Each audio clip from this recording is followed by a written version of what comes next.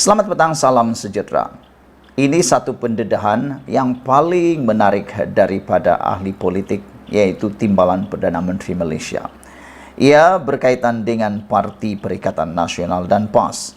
Adakah dengan ini, selepas ini Bersatu akan jadi janda pula? Adakah Parti Bersatu akan jadi janda disebabkan dicerai talak 3 oleh PAS? Selepas Tun Mahathir Mohamad dan PAS sama-sama berpakat di dalam proklamasi Melayu, dijangkakan bahawa Bersatu akan mengalami nasib seperti UMNO. Kalau kamu ingat lagi sebelum ini, ada satu pakatan antara UMNO dan PAS, yaitu Muafakat Nasional. Tapi kalau kamu masih ingat juga, apabila PAS bermain 2 kolam, PAS dilihat tak puas-puas.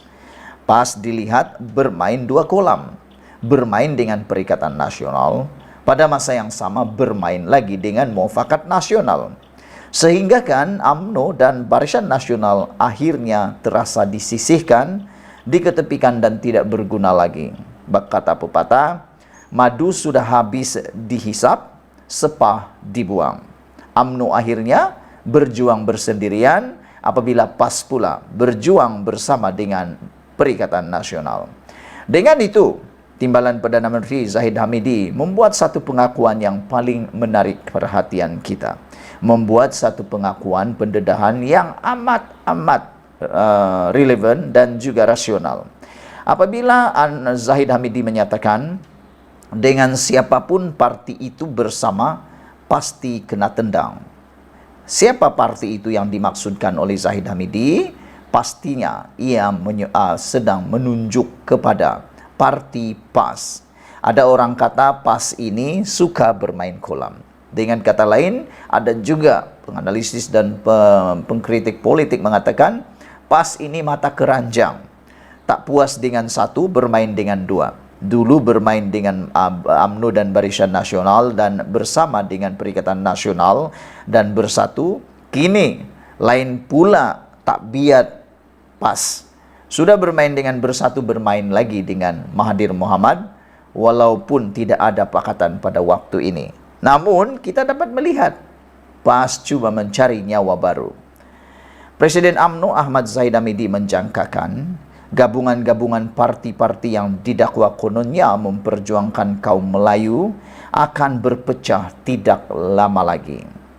Beliau dipercaya merujuk kepada Perikatan Nasional. Ahmad Zahid dalam ucapan amanat ulang tahun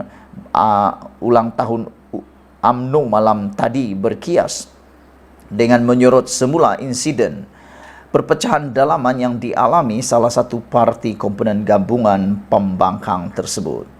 Bahkan Timbalan Perdana Menteri itu menegaskan UMNO sendiri pernah bekerjasama dan cuba mewujudkan perpaduan ummah dengan parti terbabit.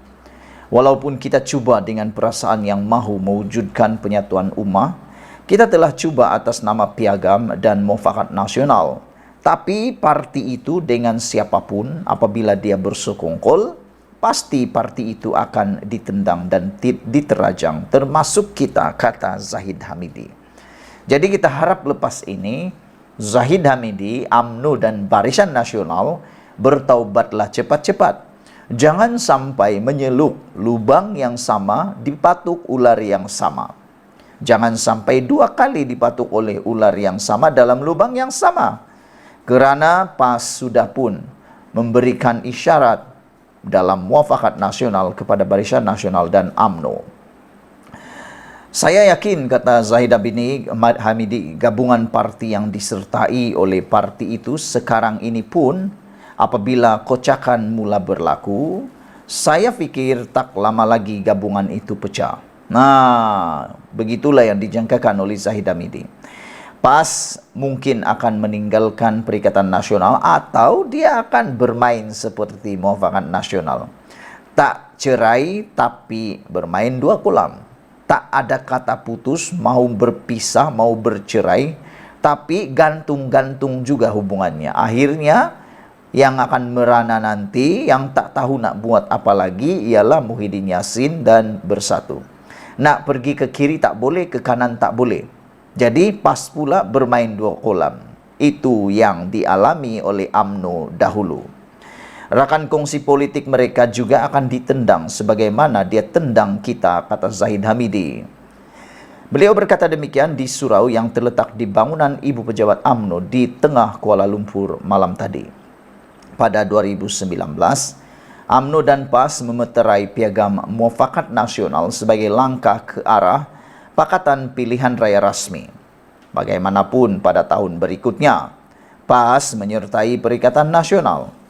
Langkah itu bagaimanapun tidak disenangi oleh UMNO yang menjurus kepada perpecahan Muafakat Nasional.